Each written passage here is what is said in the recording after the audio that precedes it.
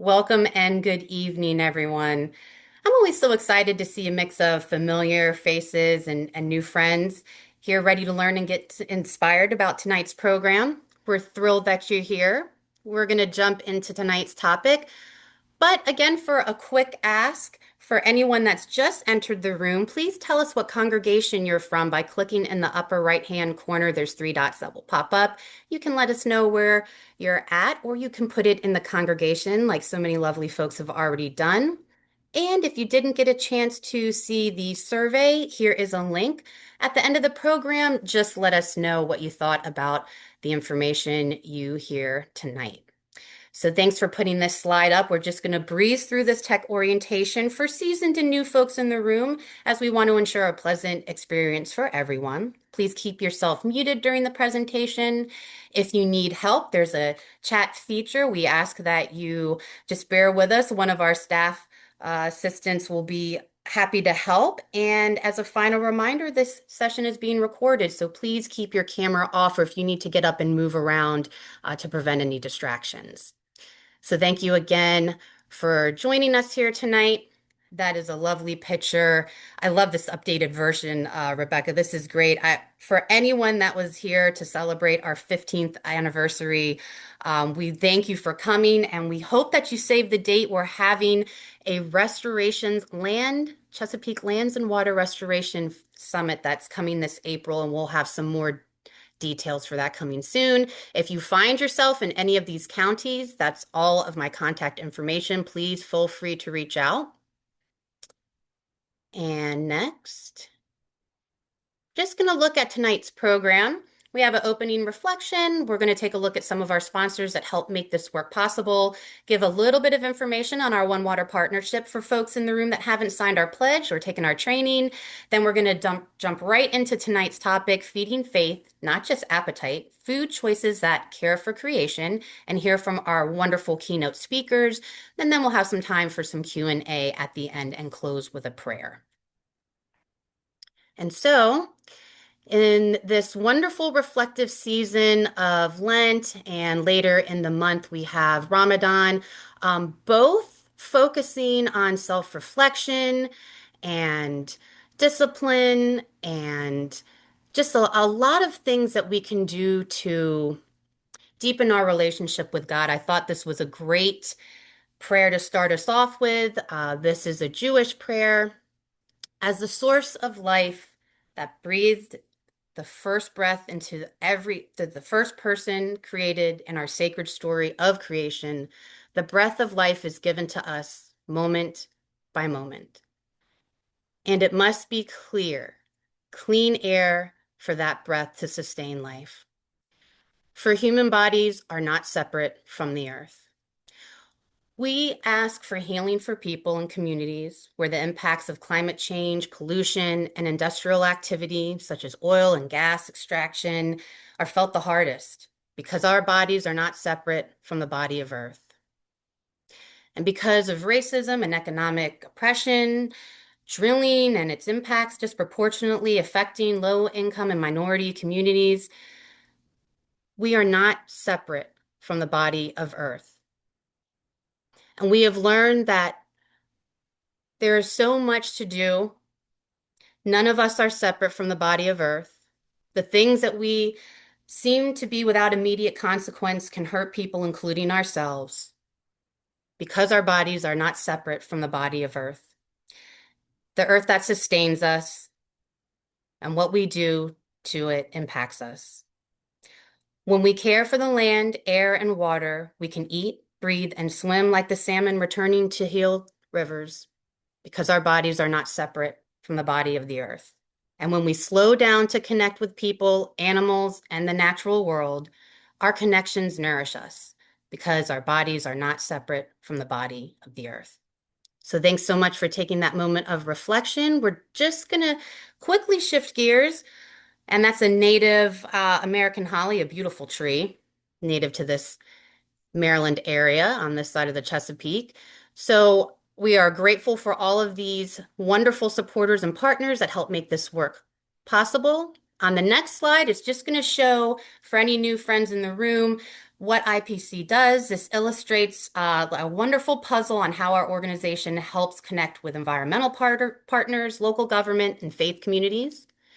Next, we also want to remind folks that we're all in this bathtub together, right?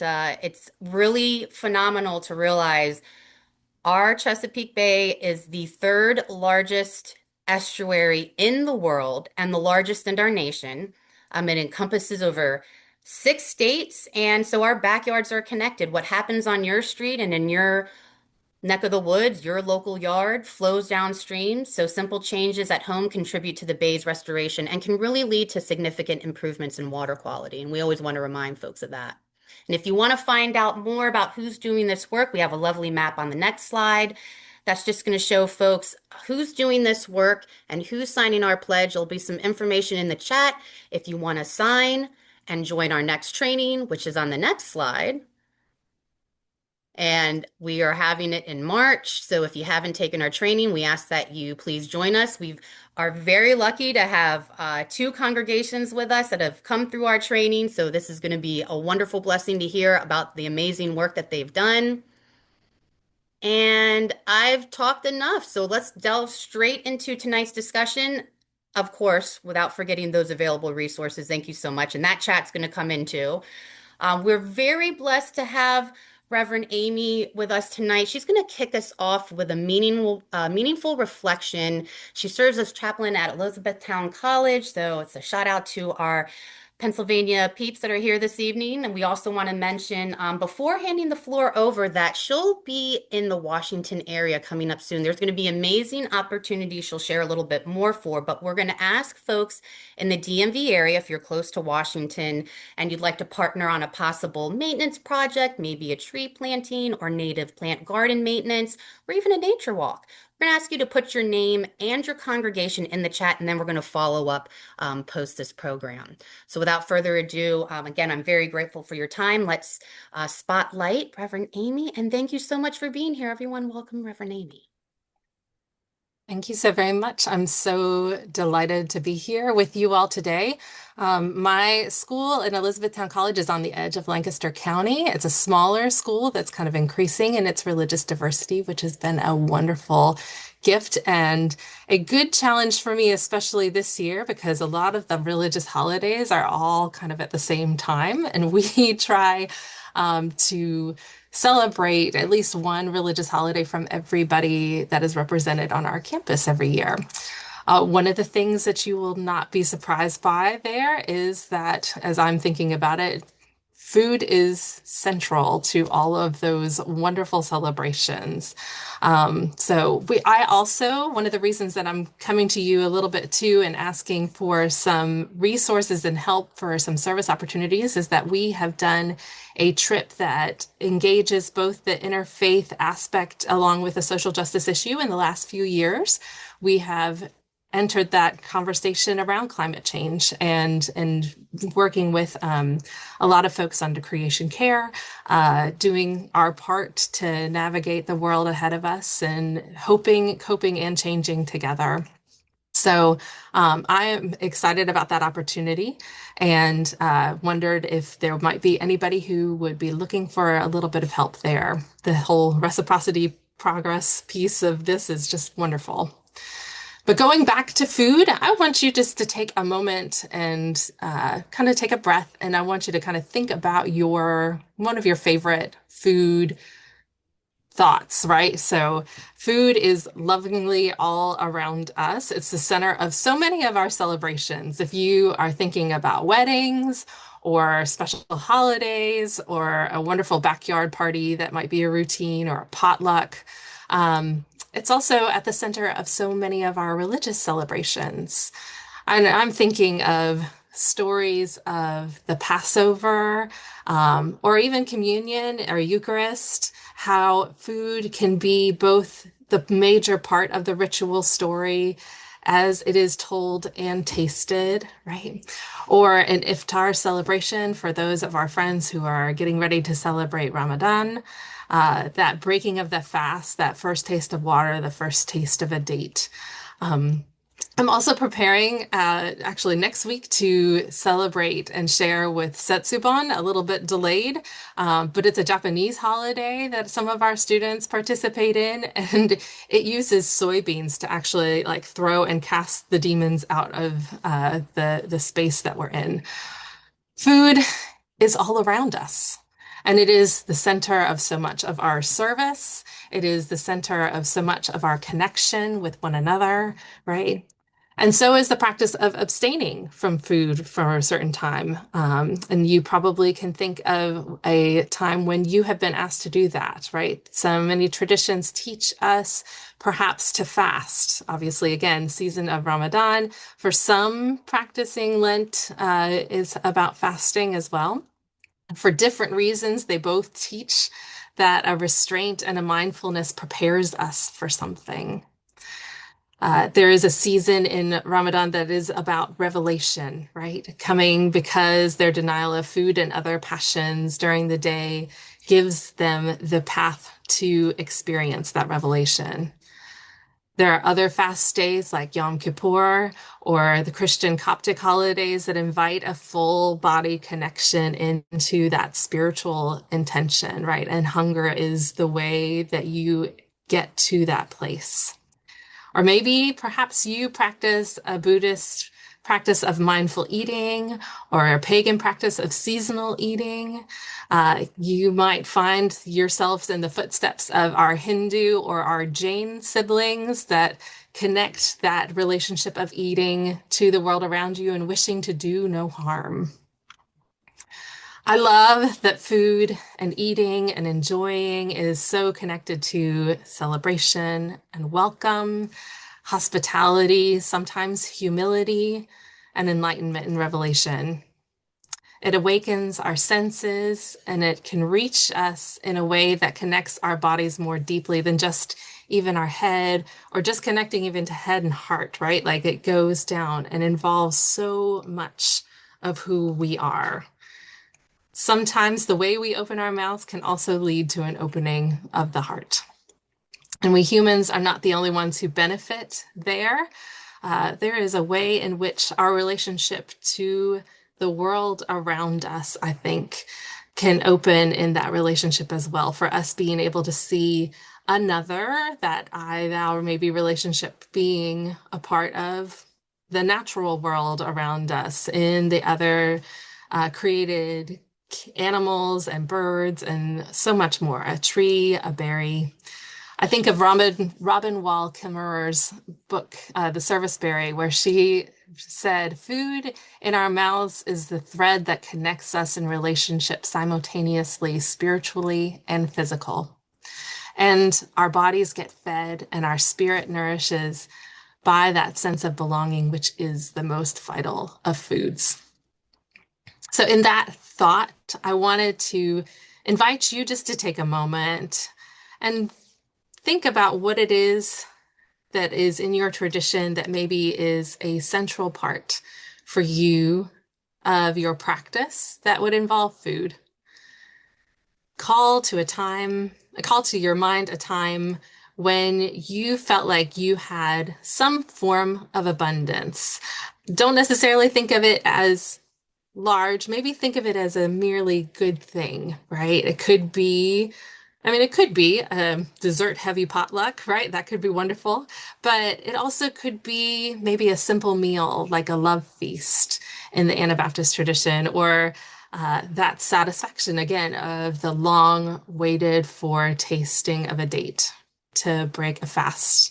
Something that caused you to slow down enough to feel like it was a really good thing. And as you think of that, I want you to just take a moment. Think of your senses in that moment. What did you taste? What did you smell? What did you see, hear, touch? And what feelings did it stir in you? Where was that sense of belonging or connectedness or that warmth, that nourishment, that delight, maybe, or newness?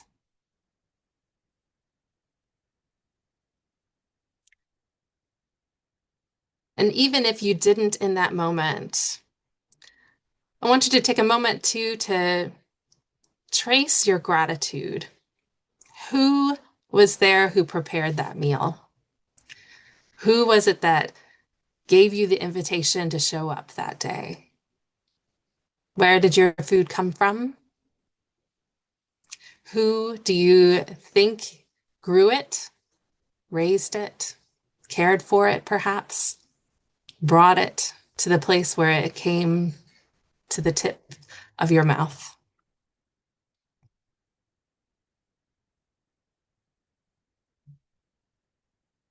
And I think, too, again, thinking that so many of us are going to be engaging in how we eat, but also maybe engaging how we might take on some limits or maybe take on a shift of our imagination. Perhaps some of us, again, are gearing up to maybe give up something or take something else on. But I want you to just take a moment to kind of think through where is a time where food or your mindfulness around your relationship to food was the center of something that deepened your connection. And that could be a connection inward, outward to the divine, or otherworldly sense. Where was there a time that something about food deepened your connection?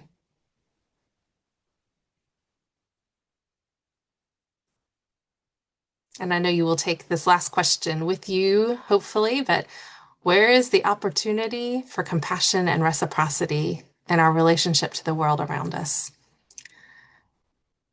I hope that that question will endure as you open your ears and open your minds and hearts to listen to our next presenters. Thank you for allowing me to be with you. Thank you so much, Reverend Amy. And I don't want to take any time away from our next wonderful speaker, Jen, but just really grateful for that grounding activity. And yeah, I shared in the chat that I actually have a neighbor that had she's this first time here in Maryland, her whole life fleeing from war. And we shoveled her, she's never seen snow before. And so we shoveled her walkway.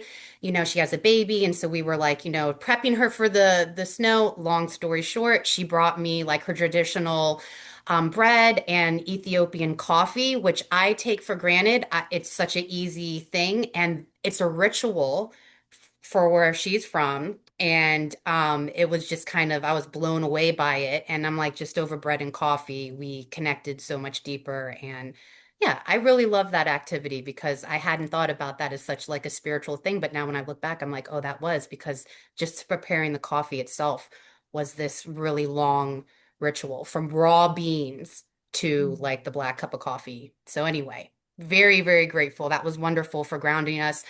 I do want to waste no more time, and I want to thank you so much, Rebecca. Hand the floor over. I want to welcome Jen Overton from Hevrei Zedek congregation in Baltimore. They're a very, very active congregation with some incredibly passionate people. She's going to share a little bit about her role as chair of social action at her synagogue on that committee and some of her work as a director of global awards and project support at Catholic Relief Services. We're really lucky to have her here to talk about hosting green and environmentally friendly events and how you can do that at your congregation.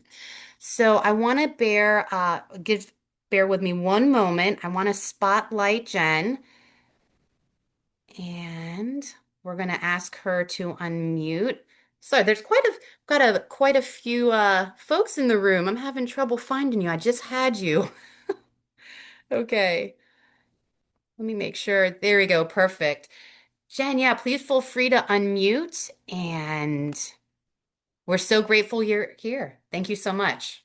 Everyone, please welcome Jen.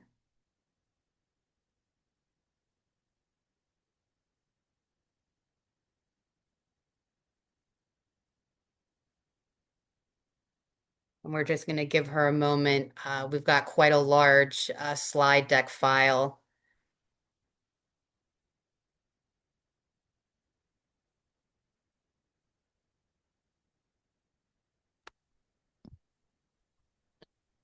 Hey, Jen, don't Okay. forget to unmute. Okay, there you Yeah, go. sorry. That's okay. Having some difficulty here. There's a message I can't get rid of in the middle of the screen. Okay, let's see. Sarah, can you hear me? I can hear you sound perfect, but I did lose the beautiful slides. Oh, that perfect. Okay. Yeah, let's go back. All right, should be full screen. All right.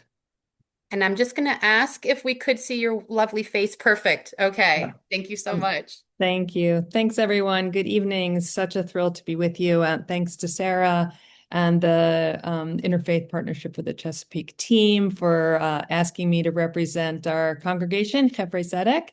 Um, and a little bit about me. I feel like kind of in that interfaith crossroads. I was telling Sarah, um, a Jewish woman working for a Catholic organization for the last 30 plus years, and I've worked a lot in my life in predominantly Muslim Africa. So it's been really a fascinating journey. So, but tonight I'm going to talk a little bit about Chevre Sedek's Green Mitzvathon that we had last year in May. So let me move on. A little bit about, you can read here a little bit about our congregation in Baltimore.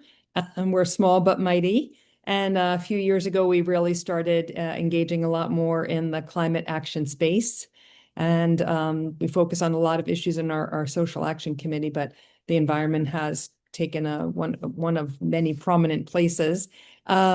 We not only have started a climate action uh, advisory group. We've also joined the Jewish Climate Leadership Coalition.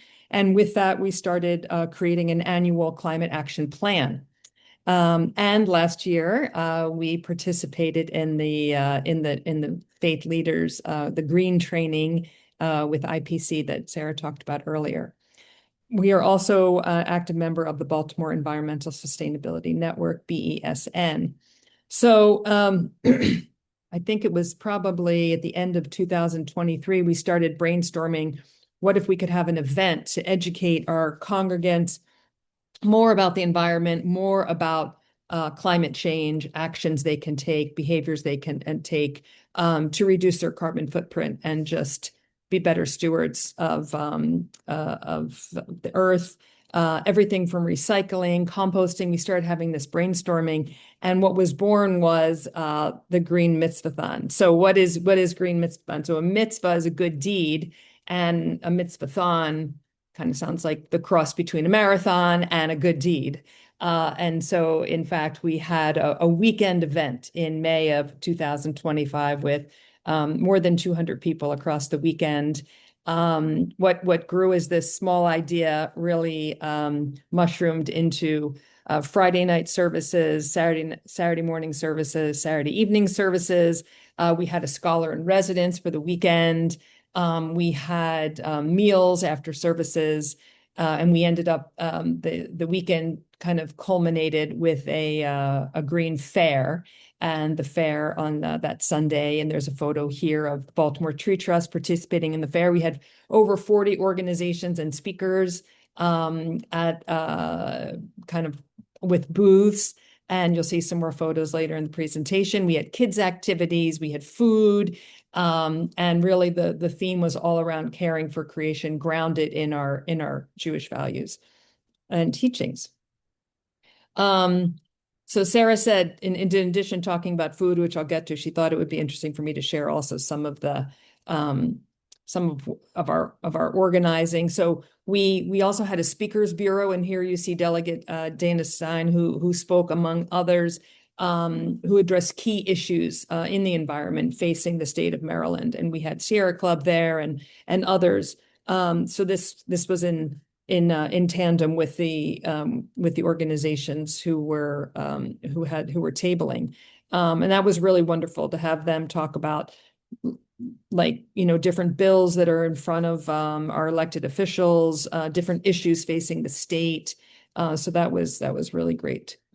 Some of the logistics for the weekend. Of course, we worked with our rabbi, Marcy Jacobs, and our leadership to get their support.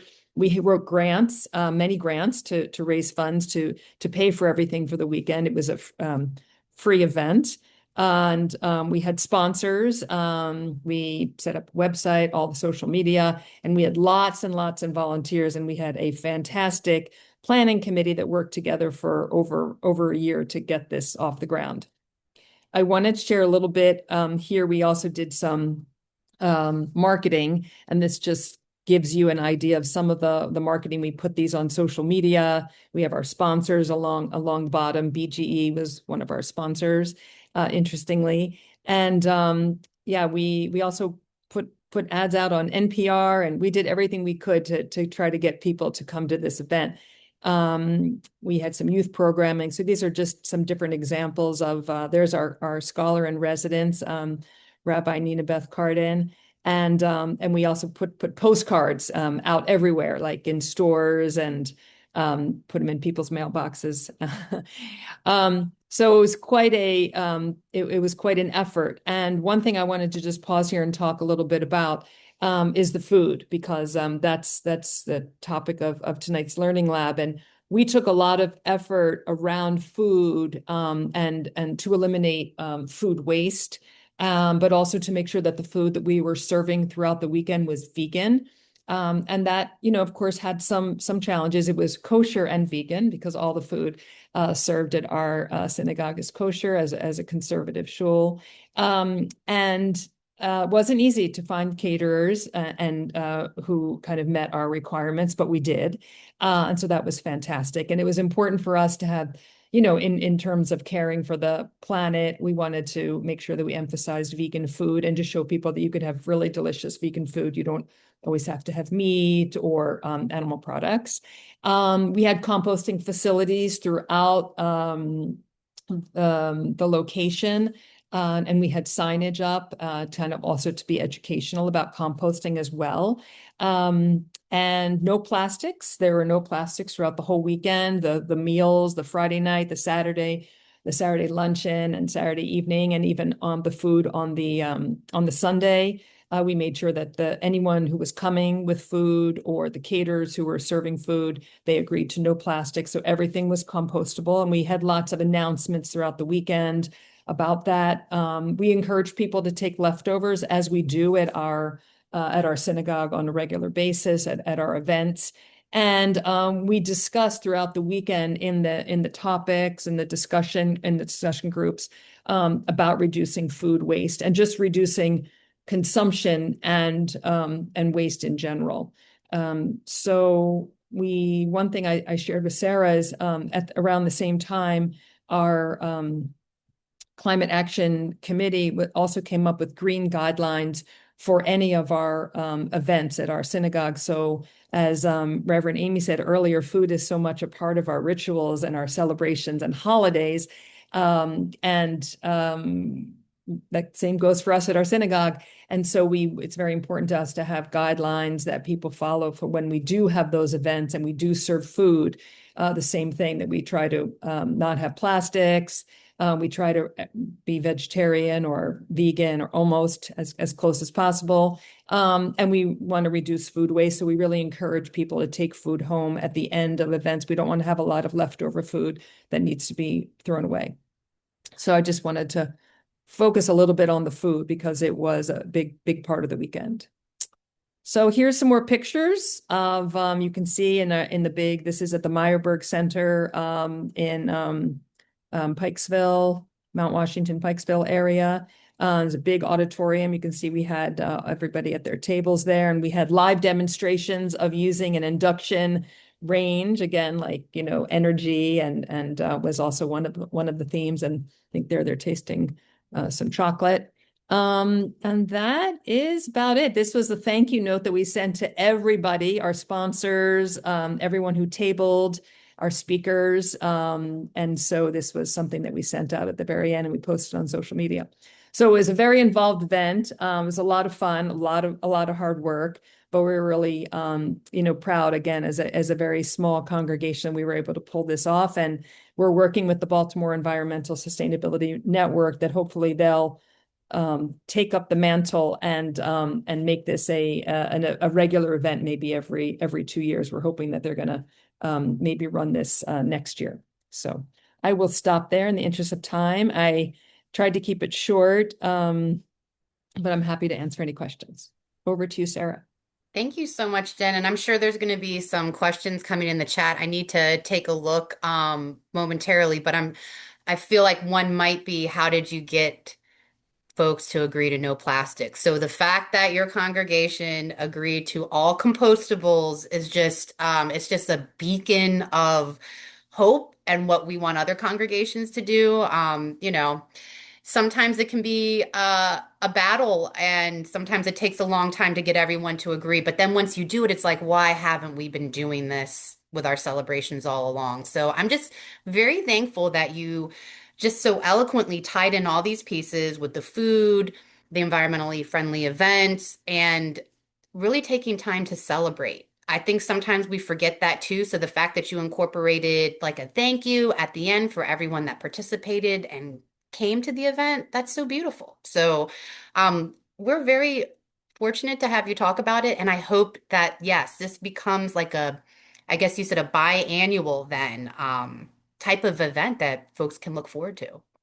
So I'll stop there because I do have one more speaker to introduce to everyone with some other really fun, cool events, and then we're going to open up the floor for Q&A so we can hear from our speakers about how they incorporated some of these wonderful events. This is a wonderful group photo of Kathy Martin. She's a Creation Care Team member at Camp Chapel UMC, and she's also a United Methodist Global Ministry Earthkeeper. Really cool. I've been finding more about that. Just awesome work. They also have been very active, and she's here to share with us a very fun event. And we will have the opportunity to hear more about this ongoing program as they'll be having a kickoff meeting this April, and we're going to put a link in the chat for folks that want to join. But I want to give Kathy a moment. Let's make sure that I can find her again. It's so wonderful to see such a full room. I had you a minute ago, so just bear with me. I want to make sure we spotlight you, and please feel free to unmute.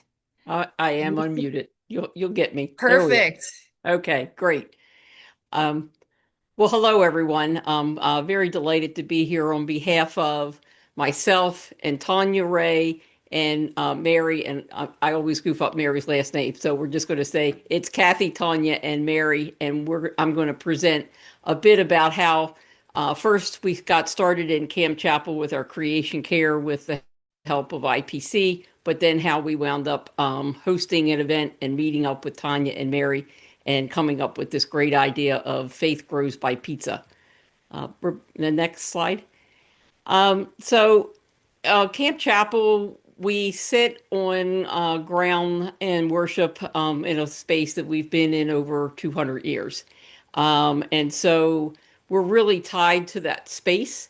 The question is, did we feel like we were really taking care of it as God had intended? So we started reaching out to our congregation, a few of us. The fella in the cowboy hat there, he's my co-chair of our Camp Chapel creation team.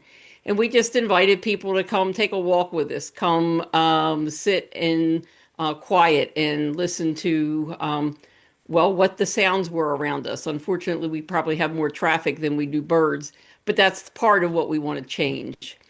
We started with walks, sacred saunters. We also did some litter pickup. We did things over the first year just to give them a try to see how people were interested. But we would share stories and discuss scripture and basically raise concern about our green footprint. Next. So then at some point, the an opportunity. Well, we started working more closely with IPC. Frank and I, my co-chair, decided to go through some of the training. I honestly don't know if we've done it all.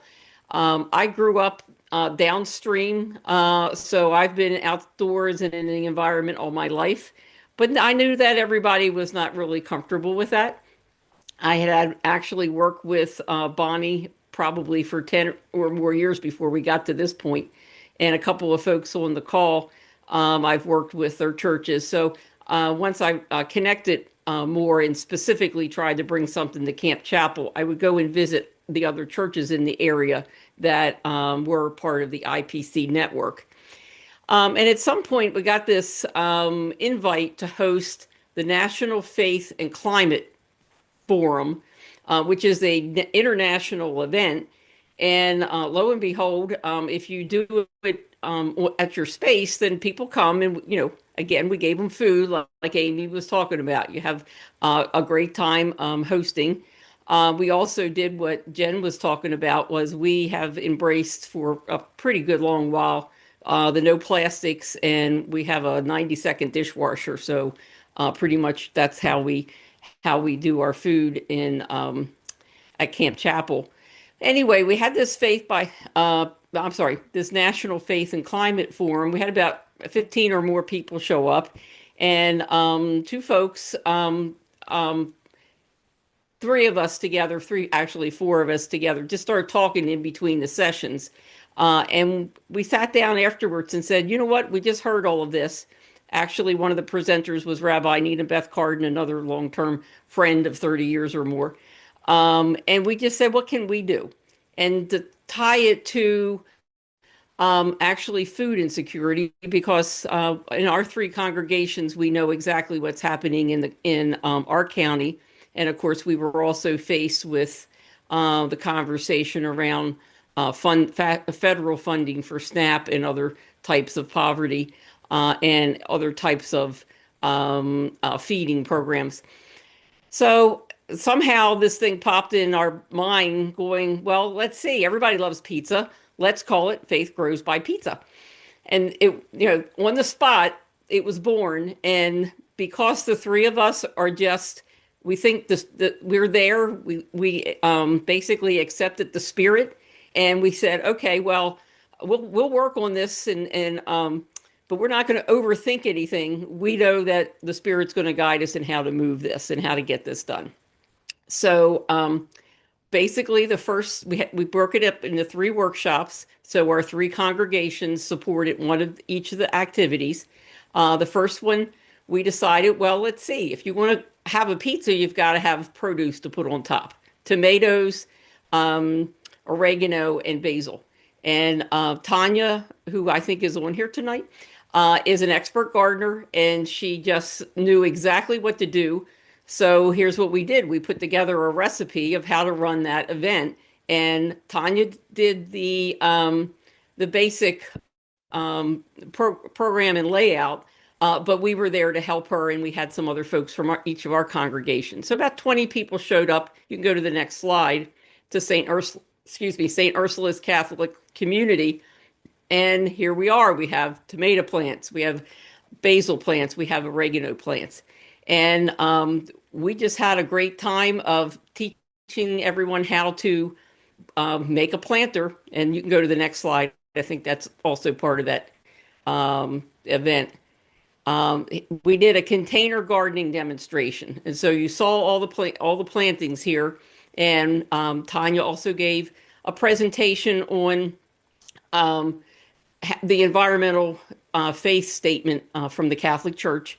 And then we all got together, got our hands dirty, and did the containers. You can see them in the center there. So that was a lot of fun. We had all range of ages, and I think it was about 20 pounds of potting soil.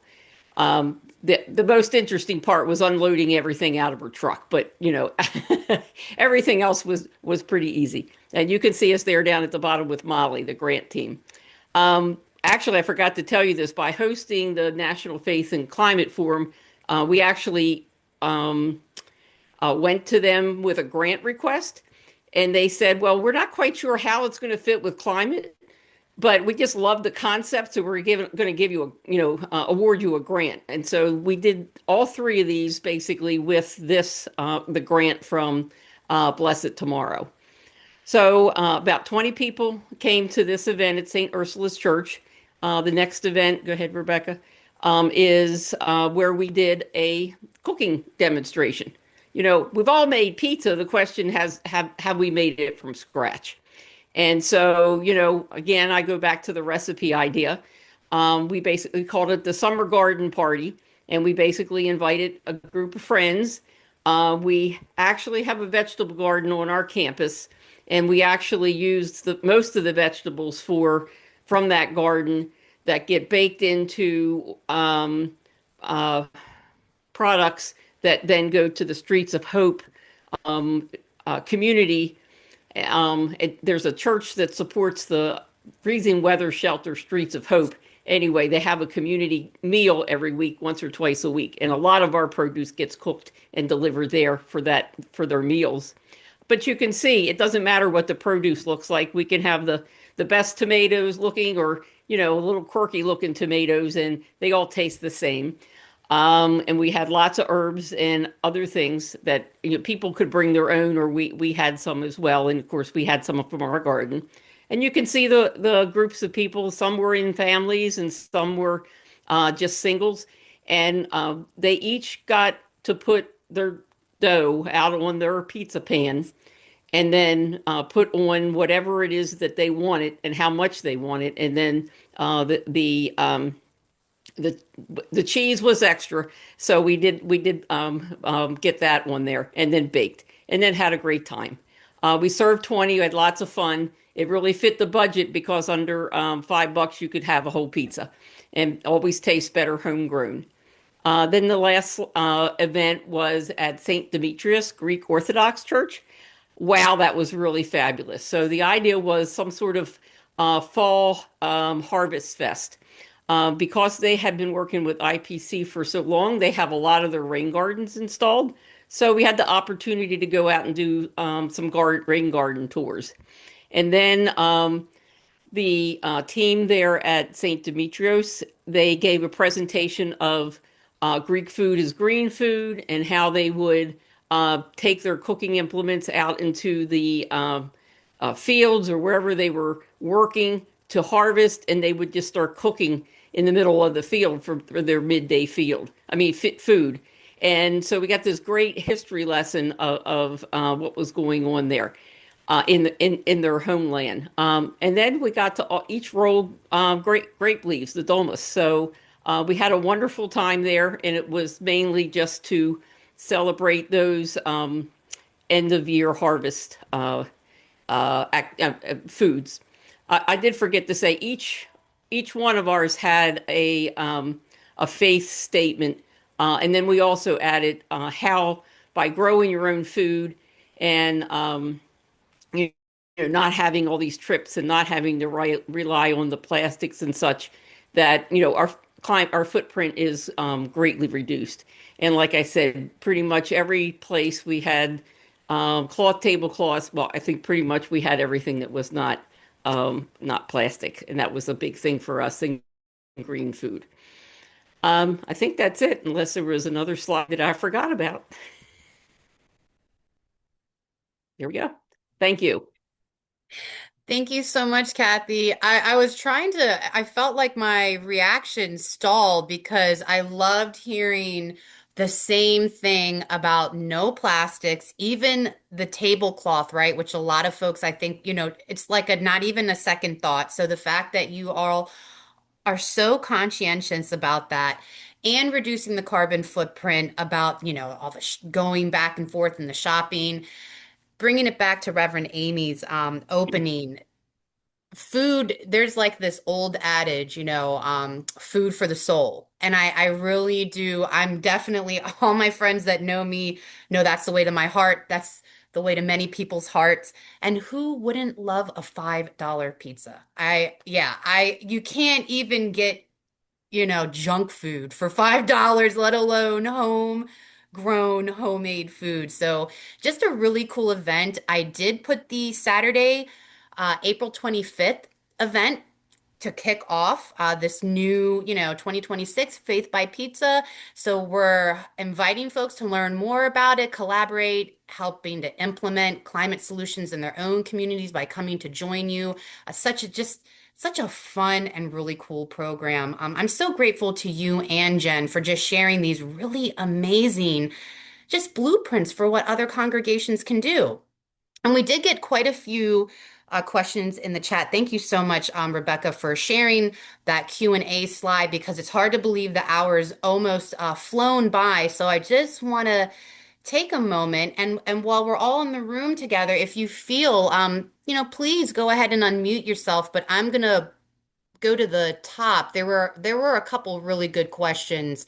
Um, and I want to start with, and it might have been Bonnie. I'm sorry, that was just a really great comment about connecting. So I hope you guys do get connected. Again, any other DMV local congregations, please reach out or put your name and congregation in the chat. But it was about security. It was interesting. I think I just scrolled right by it. Yes, Rabbi Foster. So this is for Jen Overton. How did you handle security if you publicized as you did? Do you Mhm. have regular security? We do. Yeah, Oh, we do. We have regular security. Every time we have Saturday services, we have security. And we just add on, more for the security company, just, more hours.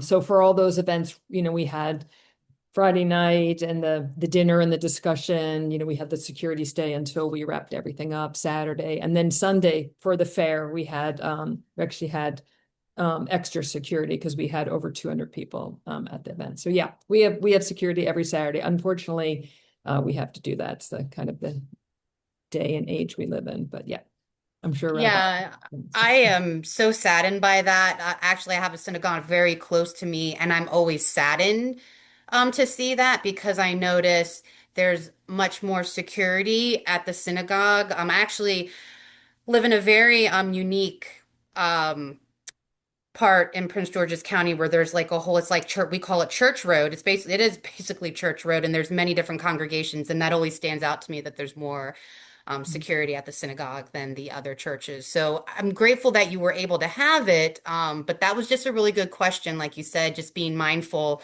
But then bringing it back also to why we're here. And I'm so grateful that Reverend Amy shared so many different faith traditions, even celebrating holy days and holy times around the same time of the year. And it's wonderful to see a room full of folks that, regardless of the faith tradition, we all are coming together on this common theme of environmental stewardship, being good neighbors, being good to our homes. So that is what I always double down on, because if I think about the other stuff, it makes me very sad. So I saw a couple more, but please feel free again. Yeah, folks, feel free to unmute and ask your question as I'm scrolling through the chat. I see another one that might be for you, Jen and Kathy, about grants from Allison Peterson, wanting to just know, could you talk a little bit more Mm. about the grants that you applied for? I'm not sure if both of you would mind just taking a moment to talk about that. Sure. As I mentioned, we applied to BGE, so they have a small grants program. So does the Chesapeake Bay Foundation. We also got some support from the Associated of Baltimore, which is sort of like almost like our parent company. So they help us with the regular security, but they also had a grant that we applied for. So we had a lot of generous support from them. So, and then as I mentioned, we recognized our sponsors on all of our communication and media, all of our materials. So we have a good team of grant writers, and we were very fortunate to get 3 grants. And we had some of our people from our congregation and friends of our congregation also made some private donations. So we were fully funded, actually. We did not have to dip into our reserve. So we were really blessed. We wrote one grant, and it was basically because we hosted that climate forum, and that was an opportunity for us to do that. And they gifted us, like I said, because they really thought that was a kind of a neat project and wanted to see how it would go. Our plan was to test it out because we were getting a little bit late start. We didn't actually do the container gardening planning until like the end of June. This year, we want to get things because we've sort of tested our recipes out more or less. What we want to do is get additional congregations who would consider doing one, two, or all three of these at their space. And we would help. We would once we know how many houses of worship want to do this, then we would work on getting grants associated with that. But basically, we ran each event for maybe 100, $150. It really depended on what kind of plates or utensils, or whether you had all of that there at your house of worship. What those types of extraneous things, not so much the food, but the extra support for the meals. Thank you so much. And just a quick caveat, and I want to get right to Bonnie. Um, Jen, you're in a fortunate situation, right, where you had three grant writers at your congregation. And so sometimes congregations don't have many people to do that. And Kathy, you also applied for grants. So it sounds like you also had, just a little bit of additional help. So if you're finding yourself in a situation where you don't know where to start and you're looking for some help, put your name and congregation in the chat, and then we can see if we have a regional coordinator that would be able to just kind of do some hand holding and walking you through that process. So I'll stop right there. And Bonnie, thanks for joining us. And please, yeah. Hi. Yeah, so I just wanted to say, hey, Kathy. One of the things that was really integral in them getting that grant was that it was multiple congregations working together. It did require collaboration with other congregations.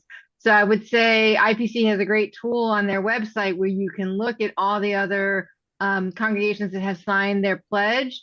And so if you don't know of another congregation that's near you that you want to try to collaborate with, you can use that tool or reach out to your coordinator. So I just want to say collaboration is really important. Thank you so much also Yeah. for just like, repeating the message on the One Water Partnership and signing the pledge. So yes, that was one of the chats that came through when I was just kind of given a brief overview of our organization for new folks in the room. And that is a really good point. A lot of the funders do want to see collaborative work, and we want to also see that, and we want to support that. So yes, please, again, just to piggyback off that, if you're finding yourself don't know where to begin, don't know where to start, just put your name and congregation in the chat and then post the program. We'll have a regional coordinator follow up if you're in one of the regions. And if Oh, you're interested in this Faith by Pizza, let Sarah know this or put this in the chat, and we will get a chance to connect. absolutely, yes, especially if you can't come to the event on April 25th, but you want to do this. Thank you, We want Kathy, for Right. mentioning that. Right. Yeah, We want we to want make to. some one-on-one connections before we get in a room. That's great. Always great. Perfect. And oh, thank you. Thank you, Jen. That's right. We did have a table there. I really appreciate you mentioning that. So, um, I'll say one last thing and then open the floor again for any last minute questions. We also, again, in addition to helping with what I just mentioned with grant support, putting projects in the ground, supporting your programs, reach out if you'd like for us to table. We always love filling up our calendars, so I just suggest reaching out as soon as you have an idea, before, we might get overbooked. Not to say that we're that popular, but I'm very blessed to say most of us have calendars that fill up pretty quickly after the first of the year. So reach out if you want us to table, provide information to your congregation. We'd be happy to help support any of that. Um, yeah, thanks, Rebecca. I love Faith Grows by Pizza too. That was one of the things that really caught my eye, especially when Molly mentioned the program. It's like, oh, it's just so catchy. Like, how can you not like it? Um, so please, I'm kind of doing a gallery view. We have such a large room. Does anyone have, I don't want to, be rude and miss anyone. I'm just scrolling through pages to make sure I'm not missing any hands. Again, if I am not seeing a hand, but you have a question, in the last couple minutes that we have our wonderful speakers here, just please feel free to unmute, and ask your question. I did see some pretty great comments about being inspired. That's the whole point of doing these learning labs is to just, share what everyone else is doing. And if we don't know about something that you've done and you want to share with our audience and be featured in the upcoming learning lab, please also put your name and congregation. We'd be thrilled to host any congregation, talk about the work that you're doing. Um, Big change starts small, so it's all of us working together. And I think Can I I've, I would can I like to mention? say, Go ahead. I'm sorry. Go ahead. thank you, all three speakers. I'm the lead for the green team in my congregation, and it's a slower start than I was hoping, and I'm really energized right now. So thank you. thank you, Marianne. And I will get back to you very quickly about a mentor because I know I owe you that. So I haven't forgot. You're on my radar. I'm working on it. Along with 85,000 other things you're doing. Yes, I get it. Thanks for the grace. Really, really appreciate that. So it's really hard to believe we're almost at the end of the hour. Rebecca, if you don't mind just sharing the last slide, again, as I mentioned, and many of you might have seen on the event page, this is just in honor of the upcoming Lent season. I thought it would be nice to share a Catholic prayer as well. We have and I'm if anyone's on this call and they're from this group, I apologize because I didn't write the name, but it's like Catholics for Our Common Home. Like we are very good partners. We work with Trees for Sacred Places. There's also a link if you're interested in getting trees. So this was kind of adapted from the Laudato Si movement. Their intentions. So it's just 6 intentional prayers for our climate. And you can see the link down if you want to look at it in its entirety. But basically, we'll just focus on 6 intentions. And if you want to, please feel free to have the response after the intention. So the first prayer is for our gaze, that it may overcome the veil that obscures us and see with clear eyes the immense beauty of God's creation, manifestation of the merciful love of God, the Creator. We pray to you. Lord, hear our prayer. And that's our response. So, our God, God the Father, infuse gratitude in every member of the faithful. May they recognize our mission to provide support of nature, the creatures that inhabit it, humans, animal, plants, minerals, and manifestations of the Holy Spirit, that this grace may move our every step and action, our every expression, enveloping us in a song that brings harmony near and far in every moment. We pray. Lord, hear our prayer. And for our mission to leave a better and livable earth for our children, that is families, we may be co-educators. I love this one, to inspire our youth, a great love for caring of our common home.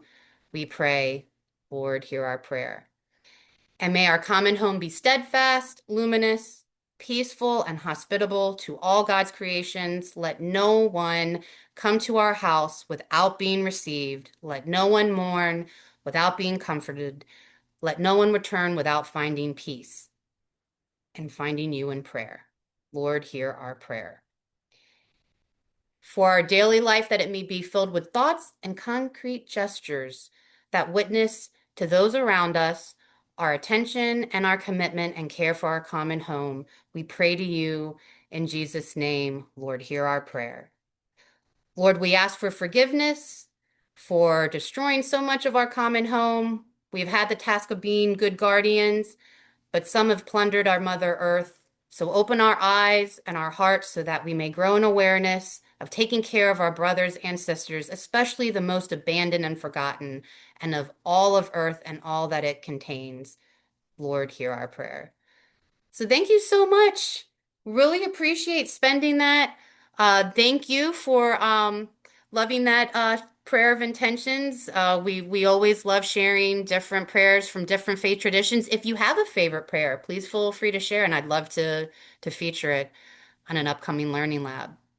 So thank you so much again for spending your Thursday evening with us. We hope that you'll come and visit us and spend your next first Thursday of March with us, and we'll be talking about sustainable energy. So more details to come on that Learning Lab. And thank you all for our wonderful keynote speakers. Bye, everyone. Have a great evening. Bye. Bye, Sarah. Thank you.